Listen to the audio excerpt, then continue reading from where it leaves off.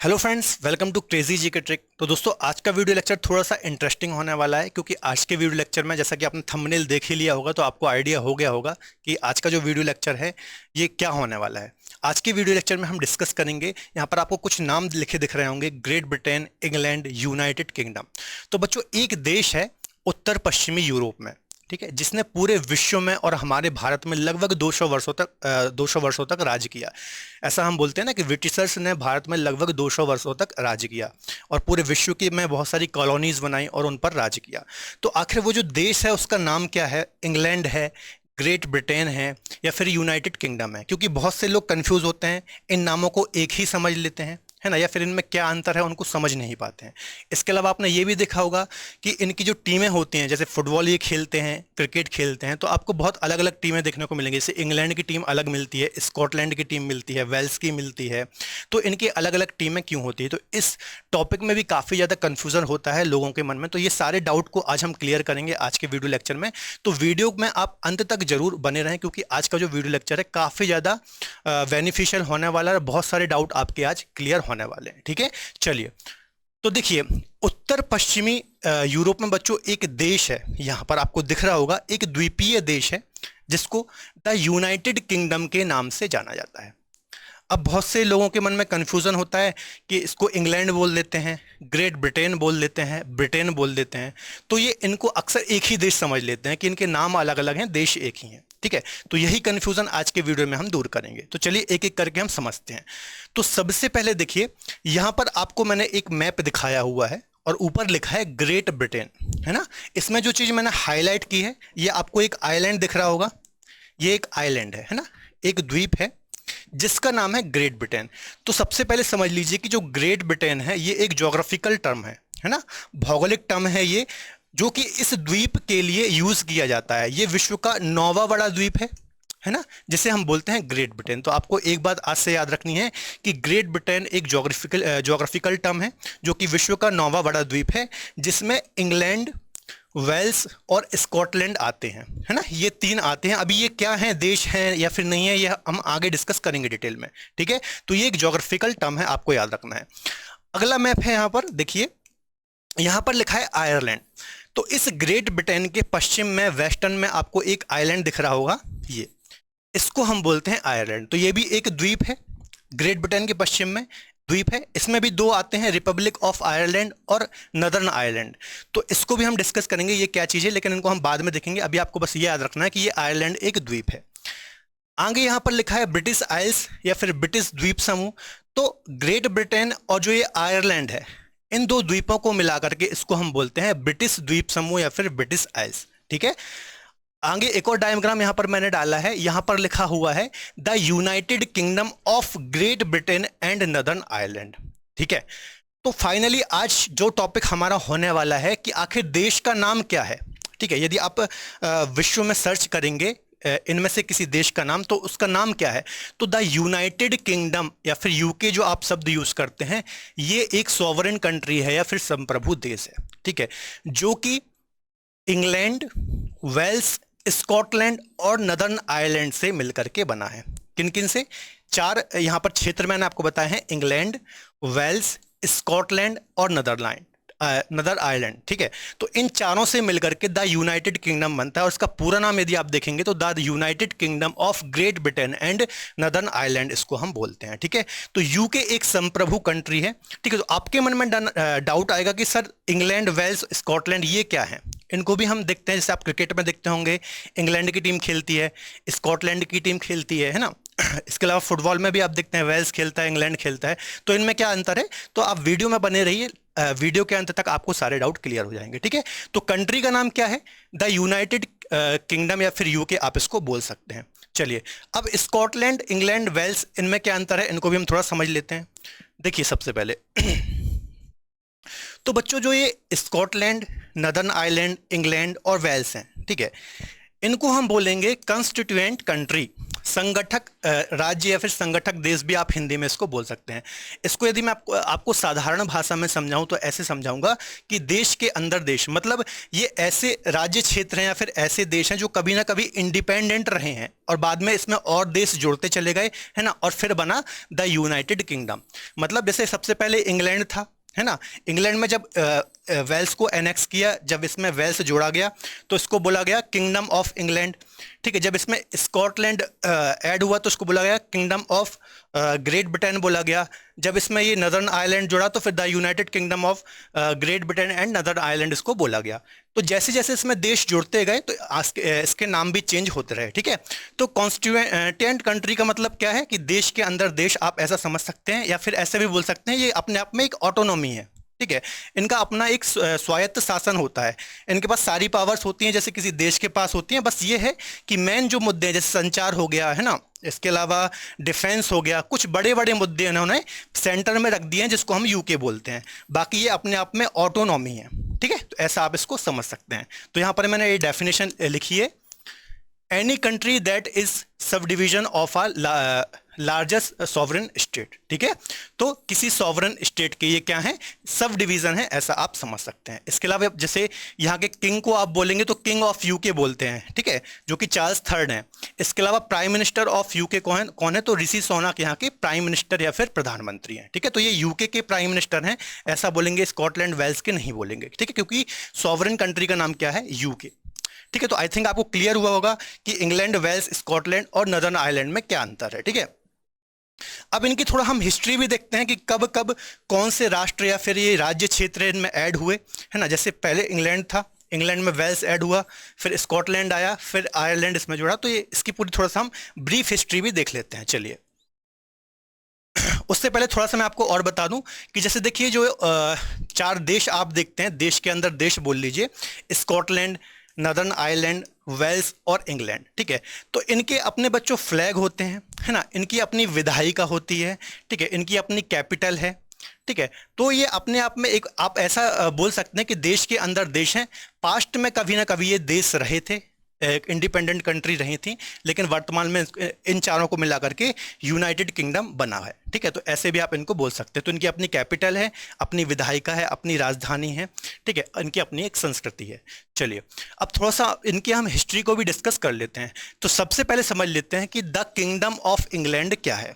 तो देखिए, 1283 में इंग्लैंड ने जब वेल्स को एनेक्स किया, है ना, कब, 1283 या फिर 1283 में इंग्लैंड ने जब वेल्स को एनेक्स किया, है ना, उसके बाद इसको एनेक्स कर लिया, इस पर अधिकार कर लिया, फिर सिविल वॉर वगैरह चलती रही, ये चीज़ें चलती रहीं, और आगे 1536 में फॉर्मली ये इसमें ऐड हुआ, है ना। लीगल टर्म में यदि आप बोला जाए तो लीगली ये कब ऐड हुआ, 1536 में। मतलब वेल्स और इंग्लैंड लीगल तौर पर 1536 में एक हुए, और इनको बोला गया, क्या बोला गया, द किंगडम ऑफ इंग्लैंड। मतलब इंग्लैंड और वेल्स जब लीगली 1536 में ऐड हुए तो इनको बोला गया द किंगडम ऑफ इंग्लैंड। ठीक है, इससे पहले 1283 में इसको एनेक्स किया था इंग्लैंड ने। ठीक है, तो सबसे पहले इंग्लैंड था, मतलब देखा जाए तो सबसे पावरफुल राष्ट्र यहाँ पर इंग्लैंड था, है ना। इसने जब वेल्स को एनेक्स किया तो इसको बोला गया द किंगडम ऑफ इंग्लैंड। ठीक है, डिटेल में हिस्ट्री हमें यहाँ पर नहीं पढ़नी है, बस मैं आपको एक अंदाज बता रहा हूँ कि कैसे कैसे ये पूरा घटनाक्रम हुआ था। आगे बात करते हैं कि किंगडम ऑफ ग्रेट ब्रिटेन कैसे बना। तो 1707 में किंगडम ऑफ स्कॉटलैंड ने किंगडम ऑफ इंग्लैंड को जब ज्वाइन किया, ठीक है, ये बन गया था किंगडम ऑफ इंग्लैंड। ठीक है, तो इसको जब किंगडम ऑफ स्कॉटलैंड ने ज्वाइन किया तो इसको क्या बोला गया, इसको बोला गया किंगडम ऑफ ग्रेट ब्रिटेन। ठीक है, किंगडम ऑफ इंग्लैंड और किंगडम ऑफ स्कॉटलैंड ने जब आपस में ज्वाइन किया एक दूसरे को तो इसको बोला गया किंगडम ऑफ ग्रेट ब्रिटेन। ठीक है, इस आइलैंड को भी मैंने आपको बताया था कि ज्योग्राफिकल टर्म है, इसको क्या बोलते हैं, ग्रेट ब्रिटेन बोलते हैं। तो किंगडम ऑफ ग्रेट ब्रिटेन बना। आगे बात करते हैं, आगे चल के बच्चों 1801 के टाइम पे किंगडम ऑफ ग्रेट ब्रिटेन जो अभी बन गया था इसको आयरलैंड ने ज्वाइन किया, है ना। आयरलैंड में आपको बता चुका हूं कि इसके पश्चिम में आपको एक द्वीप देखने को मिलेगा। ठीक है, आयरलैंड पहले एक देश था, तो इसने इसको 1801 में ज्वाइन किया और बोला क्या बना ये, United kingdom of great Britain and Ireland. ठीक है, तो इसको 1801 में ज्वाइन किया और बोला क्या बना ये, United kingdom of great Britain and Ireland. ठीक है। तो ये ग्रेट ब्रिटेन बन गया था, किंगडम ऑफ ग्रेट ब्रिटेन। जब इसको आयरलैंड ने ज्वाइन किया तो United kingdom of great Britain and Ireland बना। ठीक है, तो इस प्रकार से यूनाइटेड किंगडम और ग्रेट ब्रिटेन एंड आयरलैंड ये देश का नाम रखा गया। आगे चल के फिर यदि आप देखेंगे 1922 के टाइम पीरियड में, ठीक है, एक आयरिश एंग्लो संधि हुई 1922 में। ठीक है, और United kingdom of great Britain और आयरलैंड जो था, इससे रिपब्लिक ऑफ आयरलैंड अलग हुआ। देखिए, जो ये पूरा आयरलैंड है, ठीक है, ये द्वीप मैंने आपको बताया था आयरलैंड है, तो इससे इसका 1/6 भाग है ना, जिसको हम बोलते हैं नदर्न आयरलैंड, ठीक है, ये इससे अलग हुआ है ना। क्योंकि देखिए यहां पर क्या हुआ था, एक प्रकार से जनमत संग्रह कराया गया था कि जो ये नदर्न आयरलैंड के लोग हैं, ये ग्रेट ब्रिटेन के साथ जाना चाहते हैं कि या फिर रिपब्लिक ऑफ आयरलैंड के साथ जाना चाहते हैं। ठीक है, तो इन्होंने जो अपना मत दिया वो दिया कि हम ग्रेट ब्रिटेन के साथ जाना चाहते हैं। ठीक है, तो आयरलैंड से नदर्न आयरलैंड अलग हो गया, और यहां पर रिपब्लिक ऑफ आयरलैंड ये वाला पार्ट, ये वाला पार्ट जो आप देख रहे हैं, ये एक सेपरेट देश बना, जिसे जो वर्तमान में भी एक देश है, जिसे हम बोलते हैं रिपब्लिक ऑफ आयरलैंड। ठीक है, और शेष जो ये वाला पूरा पार्ट बचा, इसको वर्तमान में हम बोलते हैं यूके, है ना, United kingdom of great Britain and northern Ireland. ठीक है, तो इस प्रकार से बच्चों जो वर्तमान में सॉवरेन कंट्री आप देखते हैं यूके, वो इस प्रकार से बना है। ठीक है, जिसमें इंग्लैंड, वेल्स, स्कॉटलैंड और नदर्न आयरलैंड आता है। ठीक है, तो आई थिंक ये आपको समझ में आया होगा कि कैसे कैसे कौन कौन से राज्य इसमें ऐड हुए, देश ऐड हुए, और फिर वर्तमान में ये बना। देखिए, मैं आपको राज्य शब्द भी बार बार यूज कर रहा हूं, है ना, देश शब्द भी यूज कर रहा हूं, तो आप समझ लीजिए कि राज्य मतलब भी देश होता है। जैसे पॉलिटिकल साइंस वगैरह आप पढ़ते हैं, तो राज्य टर्म जो हम यूज करते हैं वो देश के संदर्भ में ही करते हैं ना, तो राज्य देश, राज्य का मतलब देश से ही है, यहां पर आपको कंफ्यूज नहीं होना है। ठीक है, चलिए, तो ये तो हो गया पूरा, आपको समझ में आ गया कि कैसे ये यूनाइटेड किंगडम बना। आई थिंक आपको क्लियर हो गया होगा। अब आपके मन में कंफ्यूजन आएगा कि सर, जब इंग्लैंड, वेल्स, स्कॉटलैंड और ये नदर्न आयरलैंड जब सॉवरेन कंट्री नहीं है, तो ये अलग अलग क्रिकेट, अलग अलग फुटबॉल और बहुत सारे स्पोर्ट्स हैं, रग्बी फुटबॉल है, ये अलग अलग क्यों खेलते हैं? जैसे इंग्लैंड की क्रिकेट टीम अलग है ना, स्कॉटलैंड की अलग है। इसके अलावा फुटबॉल में देखेंगे तो वेल्स की टीम मिलेगी, स्कॉटलैंड की मिलेगी, इंग्लैंड की मिलेगी, तो ये अलग अलग क्यों खेलते हैं? तो इसको भी चलिए थोड़ा सा हम डिस्कस कर लेते हैं। तो देखिए, सबसे पहले बच्चों आईसीसी की स्थापना कब हुई थी? 15 जून 1909, है ना, 1909, जो पूरे विश्व में क्रिकेट का संचालन करवाती है ना, आईसीसी जिसको हम बोलते हैं। तो इसकी स्थापना हुई थी 1909 में, लेकिन इससे काफी पहले से इंग्लैंड क्रिकेट खेल रहा था, है ना, इसके काफी पहले से इंग्लैंड क्रिकेट खेलता था। और एक और संगठन था इससे काफी पहले, जिसको बोलते थे एमसीसी, है ना, Marylebone cricket club, Marylebone cricket club, जिसकी स्थापना 1787 में हुई थी। ठीक है, आईसीसी से पहले बच्चों इंग्लैंड और वेल्स में जो क्रिकेट की चीज़ों को कंट्रोल करता था, देखता था, और पूरे विश्व में क्रिकेट के संदर्भ में चीज़ों को कंट्रोल करता था, वो था MCC, Marylebone cricket club, जिसकी स्थापना 1787 में हुई थी। ठीक है, तो जैसे अभी आईसीसी है, वैसे पहले एमसीसी था। ठीक है, जो कि एक प्रकार से देखा है तो मैन इंग्लैंड ही आप उसको बोलेंगे। तो चूंकि आप इंग्लैंड काफ़ी पहले से, इंग्लिश क्रिकेट काफ़ी पहले से चल भी रहा था, है ना, इसके अलावा उसकी खुद की एक संस्था थी जो पूरे विश्व में इसको कंट्रोल करती थी क्रिकेट को। ठीक है, तो इसलिए आप देखेंगे इंग्लैंड की एक अलग क्रिकेट टीम आपको देखने को मिलती है। इसके अलावा क्रिकेट हो गया, फुटबॉल हो गया, बहुत सारे ऐसे स्पोर्ट्स हैं जिनका जन्म भी इंग्लैंड में हुआ है। ठीक है, और ये पहले भी कभी ना कभी राष्ट्र थे, जैसा कि मैंने आपको बताया, कॉन्स्टिट्यूएंट कंट्री थी ये, है ना, तो इसलिए आपको इंग्लैंड की टीम अलग देखने को मिलती है। ठीक है, रही बात स्कॉटलैंड क्रिकेट टीम की, तो आईसीसी से पहले, आईसीसी से एक साल पहले बच्चों 1908 में स्कॉटलैंड क्रिकेट बोर्ड की भी स्थापना हो चुकी थी, मतलब स्कॉटलैंड क्रिकेट टीम एग्जिस्ट करती थी। ठीक है, तो एक रीजन ये भी हो गया कि स्कॉटलैंड, और आपको दो ही टीमें देखने को मिलती हैं वैसे तो यहाँ पर, यदि इन चारों राज्यों में देखेंगे, है ना, इन चारों में आपको दो टीम देखने को मिलती है क्रिकेट में, इंग्लैंड और स्कॉटलैंड। ठीक है, तो उसका रीजन ये है कि इसकी स्थापना भी पहले हुई थी, तो यही रीजन है कि ये दोनों टीमें आपको सेपरेट देखने को मिलती, जबकि देश का नाम क्या है? United kingdom. अगला रीजन ये है बच्चों की जो आईसीसी की रूल बुक है ना, आईसीसी में जो नियम दिए गए हैं कि हम किसको एलिजिबल करेंगे एज अ टीम, तो उसमें यह लिखा है कि जरूरी नहीं है कि कोई संप्रभु देश हो, है ना, सॉवरेन स्टेट हो, सॉवरेन कंट्री हो। यदि कोई ऐसा राज्य भी है जिसको world as a country recognise नहीं करता, तो उसको भी यदि आईसीसी की जो रूल बुक है उसके हिसाब से वो कंडीशन फुलफिल करेगी, तो उसको भी वो एलिजिबिलिटी में डाल सकता है ना। मान लीजिए कोई एक द्वीपीय देश है, कोई भी छोटा सा एक, है ना, जिसको वर्ल्ड देश नहीं मानता, लेकिन यदि आईसीसी में वो अप्लाई करेगा, है ना, और उसके हिसाब से वो कंडीशन फुलफिल करती हैं as a team, cricket team, तो वो उसको परमिट कर सकता है। ठीक है, तो इसलिए आपको इंग्लैंड और स्कॉटलैंड की अलग अलग टीमें देखने को मिलती हैं। ठीक है, ये आपको याद रखना है।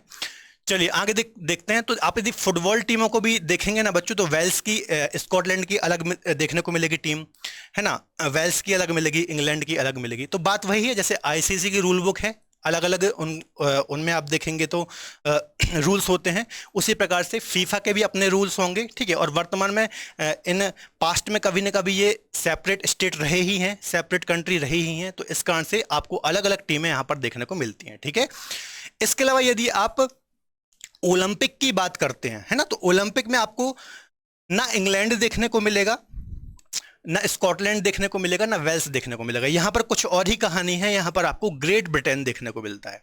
ठीक है, तो अब यहां पर क्या कहानी है, तो देखिए, जो ओलंपिक में बच्चों इनकी टीम जाती है ना, तो वो यूके की टीम ही जाती है, मतलब वेल्स, स्कॉटलैंड, इंग्लैंड और नदर्न आयरलैंड, इन चारों जो ये अपने अंदर राज्य हैं या फिर देश हैं, इन चारों के खिलाड़ी रहते हैं, यूके के खिलाड़ी रहते हैं, लेकिन जो ये नाम यूज करते हैं वो है ग्रेट ब्रिटेन। ठीक है, तो ये पॉइंट भी आपको याद रखना है।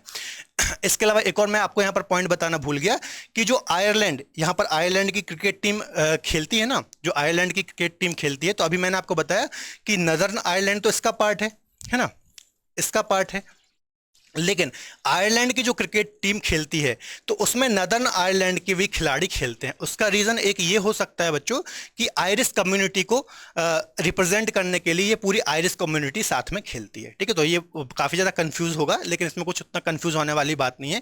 कभी ना कभी ये जो राज्य हैं, देश हैं, इंडिपेंडेंट रहे हैं और बहुत सारे स्पोर्ट्स का जन्म भी यहाँ पर हुआ है और ये काफ़ी पहले से भी स्पोर्ट्स खेलते आए हैं। ठीक है, तो इस कारण से इनको अलग अलग दर्जा एक प्रकार से मिला हुआ है। सारी चीज़ मैंने आपको समझा दी है। आई थिंक आपके सारे डाउट क्लियर हुए होंगे। ठीक है, तो फिलहाल आज के लिए इतना ही। आशा करता हूँ ये जितने भी आपको डाउट थे इस टॉपिक से रिलेटेड क्लियर हुए होंगे। ठीक है, तो आज का वीडियो लेक्चर ये पसंद आया तो आपको प्लीज़ वीडियो को लाइक करें। इसके अलावा अपने दोस्तों के साथ शेयर जरूर करें। मुलाकात होगी अगले बेहतर लेक्चर में, तब तक अपना ख्याल रखें। जय हिंद, धन्यवाद।